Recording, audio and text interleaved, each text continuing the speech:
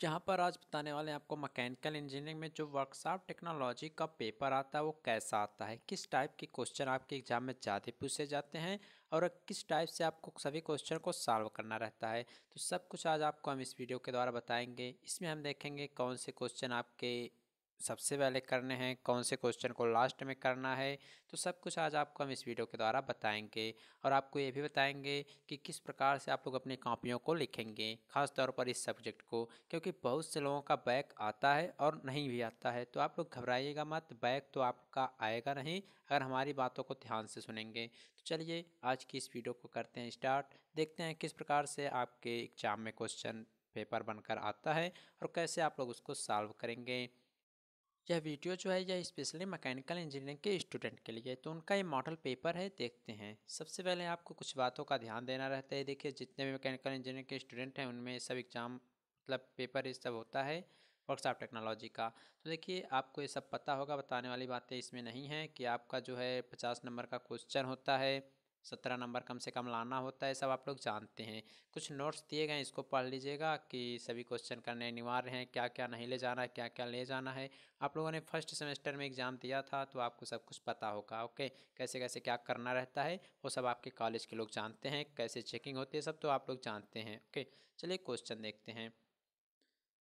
देखिए, इसमें question number first आपका कह रहा है कि attempt any two parts from all question. सबसे पहले ऊपर वाला नोट पढ़ लीजिएगा। ऊपर वाले नोट में पहले ही लिख दिया है attempt any two parts from all the questions, यानी लगभग 5 क्वेश्चन पूछे जाएंगे। 5 क्वेश्चन में 3 पार्ट बनेंगे, यानी ए बी सी।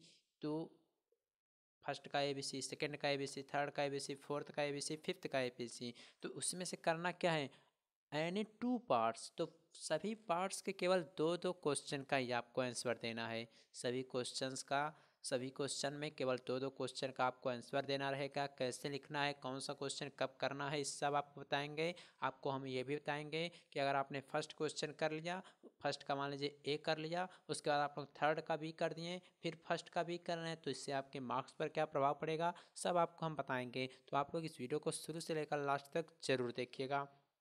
जैसे कि देखिए, फर्स्ट के एक क्वेश्चन में दिया है define welding process, what is principle of welding.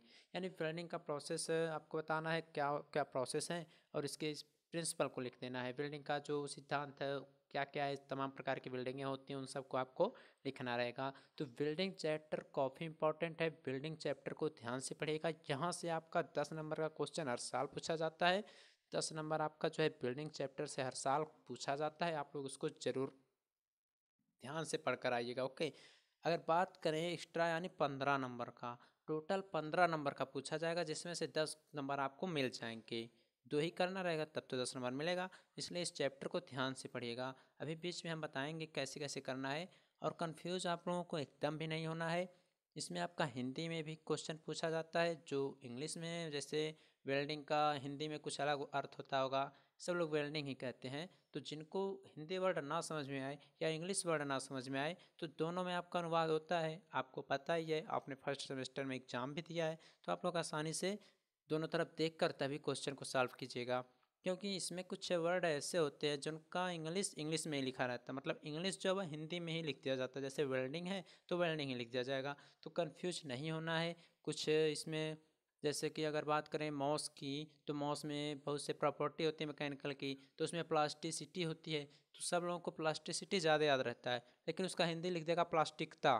तो आप लोग नहीं सब पढ़े रहेंगे तो आप लोग कन्फ्यूज हो जाएंगे। तो तुरंत आपको इंग्लिश वाला पार्ट ओपन कर लेना, उसमें देख लेना है कि इसका मतलब क्या होता है। ओके, तो देखिए इस प्रकार से आप लोग इसको पढ़ लीजिएगा। इसमें 2 क्वेश्चन करना है, 10 नंबर आपको यहाँ से मिल जाएगा। उसके बाद क्वेश्चन नंबर सेकंड, तो इसमें भी आपको केवल दो ही क्वेश्चन का आंसर देना है। आपको हमने पहले ही बता दिया, नोट्स आपने पढ़ा होगा। तो इसमें टाइप ऑफ पैटर्न क्या होता है, इसको लिख देना है। कोर मेकिंग प्रोड्यूसर क्या होता है, पैटर्न मटेरियल क्या होता है। देखिए, अब यहाँ पर बातों को हमारे ध्यान से सुनिए।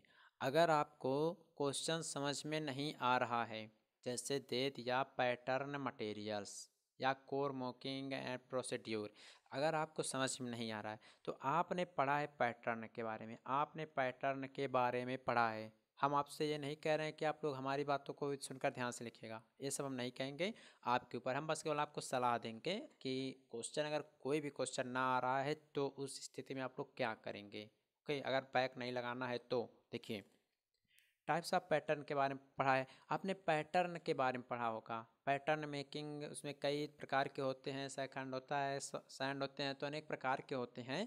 तो सबको पढ़ लेना है, पढ़े तो रहेंगे ही। क्वेश्चन मान लीजिए अलग आ गया, मान लीजिए आपको इसमें 2 करना है, आपको 1 आता है, दो और 2 आ नहीं रहा है, तो क्या करना है, जो आपने लिख दिया उसके बाद जो बचा हुआ क्वेश्चन है उसको डालेंगे हेडिंग। जैसे पैटर्न मटेरियल हेडिंग डाल दिया, तो इसमें लिखेंगे अनेक प्रकार के मटेरियल होते हैं, पैटर्न जिसके बनाए जा सकते हैं, जिसके अनेक प्रकार के मटेरियल के पैटर्न बनते हैं। उसके बाद पैटर्न के बारे में आप लोग जितना कुछ भी जानते हैं, देखिए जब क्वेश्चन आपको ना आए उस स्थिति में हम बता रहे हैं। ओके, ध्यान से सुनिएगा, जितना भी आपको पैटर्न के बारे में आ रहा होगा सब कुछ उसमें लिख देना है। अगर आप लोग छोड़ कर आएंगे, मान लीजिए आपका फर्स्ट क्वेश्चन लग गया, फर्स्ट क्वेश्चन आपका सॉल्व हो गया, इसका पूरा आपने आंसर दे दिया, सेकंड और थर्ड इसका नहीं आ रहा है, तो सेकंड या थर्ड में से केवल एक ही करना है आपको, क्योंकि एक आपने पहले ही कर दिया है। तो आप लोग पैटर्न के बारे में जितना कुछ भी जानते हैं तो आपको ध्यान देना है, हेडिंग डालना है पैटर्न मटेरियल वाला। उसके बाद उसके बारे में जितना भी आप लोग पैटर्न के बारे में जानते हैं टोटल लिख देना है। अगर नहीं लिखेंगे तो आपको 0 नंबर यहाँ से मिल जाएगा, यानी आपने केवल यहाँ से 5 ही नंबर का क्वेश्चन किया, 2 क्वेश्चन पूछा जाएगा, 10 नंबर मिलने वाला है। अगर आप लोग लिख कर आएंगे तो 0 के बजाय हो सकता है 1 या 2 नंबर दे दे, ठीक, 1 या 2 नंबर दे तो देगा।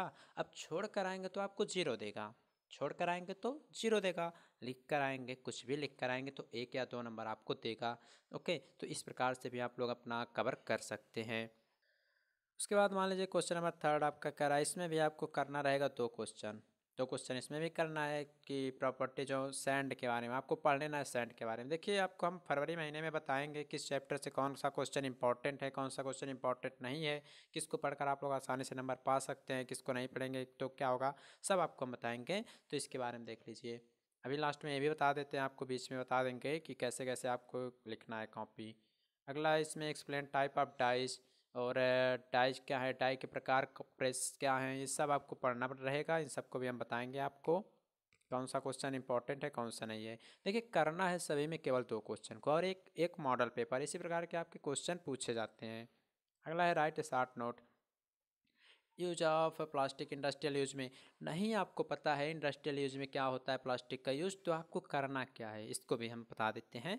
प्लास्टिक के बारे में आपने पढ़ा होगा, यूज भी आपने कुछ न कुछ पढ़ा होगा, तो जो यूज आपने पढ़ा होगा उन सबको लिख दीजिएगा, इंडस्ट्रियल में डाल दीजिएगा कि हाँ औद्योगिक में बहुत से उपयोग है इसके, अनेक प्रकार के सेप के बर्तन बनाए जाते हैं, प्लास्टिक के बहुत से यंत्र हैं, तो इन सब का यूज होता है। तो ऐसे ऐसे आप लोग लिखेंगे तो आगे जितना कुछ भी जानते हैं आप लोग कर दीजिएगा। और ये ध्यान रहे, अगर आपका जो 5 नंबर का क्वेश्चन पूछा गया है तो आपको 10 लाइन 8 लाइन लिखने से 5 नंबर नहीं मिलने वाला है, आपको पेज भरना पड़ेगा, 1 से 2 पेज आप लोग लिखेंगे, तब जाकर आप लोग आशा कीजिएगा कि 3 से 4 नंबर हमको मिलेगा, अगर सब कुछ सही रहेगा तो। ओके, ये नहीं कि आप लोग हाँ प्लास्टिक का यूज इंडस्ट्रियल में हो जाता है, बर्तन बनाने में कर देते हैं, कुर्सियाँ मेज अनेक प्रकार के प्लास्टिक के आते हैं, तो सब इतना कर देंगे तो 2-3 लाइन हो गया। तो आप ये लोग आशा करें कि 5 नंबर का होता है तो 2 नंबर मिल जाएगा, एकदम नहीं, आपको 1 नंबर भी दे देगा, उतना ही बहुत रहेगा। तो 1 से 2 पेज लिखेंगे तभी आपको 3 या 4 नंबर मिलने के चांस रहेंगे। ओके, इसका हिंदी अनुवाद भी देख लेते हैं। अब यहीं पर आपको हम ये भी बता देते हैं कैसे कैसे आपको एग्ज़ाम में लिखना है। देखिए, मान लीजिए अगर आपको फर्स्ट का करना है तो फर्स्ट का कै ख दोनों आ रहा है, तो आप लोग बीच में हेडिंग डालेंगे प्रश्नोत्तर नंबर, बीच में जो नया पेज रहेगा 1 का कै, ठीक, 1 का कै, उसके बाद पूरा लिख देंगे। उसके बाद ख आता है तो डायरेक्ट ख को लिख दीजिए, अन्यथा ग आता है तो ग को लिख दीजिए, करना 2 ही है। लेकिन ये गलती आप लोग मत कीजिएगा कि फर्स्ट का कै आपने लिख दिया, उसके बाद ख और ग में आप लोग कन्फ्यूजन में है कि हाँ आपको पता है कि हम लिख सकते हैं, आपको पता है कि हम इसको लिख सकते हैं, लेकिन कन्फ्यूजन है आपको, तो आप लोग फर्स्ट का क लिख दिए, उसके बाद तुरंत आप लोगों को दूसरा का क आ रहा है तो आप लोग दूसरा का क डाल देते हैं हेडिंग, यही आप लोग सबसे बड़ी गलती कर देते हैं। ओके, फिर मान लीजिए बाद में आपको ध्यान में आया कि फर्स्ट का ख हमको आ गया तो उसको लिख देते हैं, तो यही आप लोग गलती करते हैं। जो भी आप लोग खंड उठाइए उसका पूरा कर दीजिए, जितना आपका कहा गया उसको पूरा लिख लीजिए, तब उसके बाद आगे बढ़िए। जैसे फर्स्ट का क्या आ गया, तुरंत ख आ रहा है तो ख को तुरंत ही लिख लीजिए, अन्यथा बाद में अगर कन्फ्यूज़न में है तो थोड़ा पेज आप लोग छोड़ दीजिए, पेज छोड़ दीजिए और नीचे आप लोग पीटीओ लिख दीजिएगा, नीचे आप लोग पीटीओ लिख दीजिएगा। नहीं तो पता चला आप लोग लास्ट में लिखते चलें और ये पेज छुटा ही रह गया, आगे आपकी कॉपी भी नहीं चेक होगी। इसलिए दोनों सब कुछ बता रहे हैं तो आप लोग पीटीओ भी लिख दीजिएगा। ओके, तो ऐसा सभी क्वेश्चन के लिए करना है आपको, ये नहीं केवल इसी के लिए। तो सेकंड क्वेश्चन में आप लोग देख लीजिए, सब कुछ हिंदी में सब है। वेल्डिंग प्रक्रिया, फायदे सीमाएं क्या हैं। जिनको इंग्लिश में ना है हिंदी में करना है तो हिंदी पढ़ सकते हैं। पैटर्न का प्रकार क्या होता है, कोर बनाने की प्रक्रियाएँ क्या हैं, पैटर्न सामग्री क्या है, ये सब आपके हैं।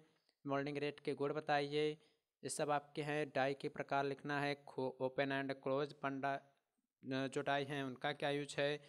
एक्सट्रूजन्स क्या होते हैं, तो एक्सट्रूजन का अगर मान लीजिए नहीं पता एक्सट्रूजन क्या है तो आप लोग इंग्लिश में जाइए।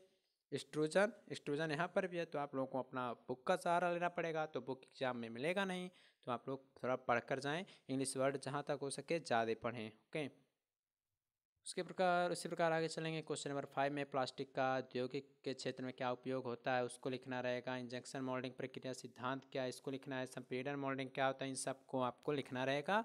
तो इन सब क्वेश्चन को आप लोग जरूर लर्न कर लीजिएगा, क्योंकि आपको पता होगा डिप्लोमा में जो क्वेश्चंस होते हैं वो रिपीटेड होते हैं, यानी बार बार क्वेश्चन रिपीट होते रहते हैं। तो आप लोग इन सब क्वेश्चन को ध्यान से पढ़िएगा, एग्जाम में आएगा तो ध्यान से लिखिएगा। ओके, चलिए यहीं तक आज रहेगा। अन्य जो सब्जेक्ट हैं उन सब का भी हम आपको जल्दी बता देंगे। सभी मॉडल पेपर रोज़ आपको एक एक मॉडल पेपर मिलता रहेगा। ओके।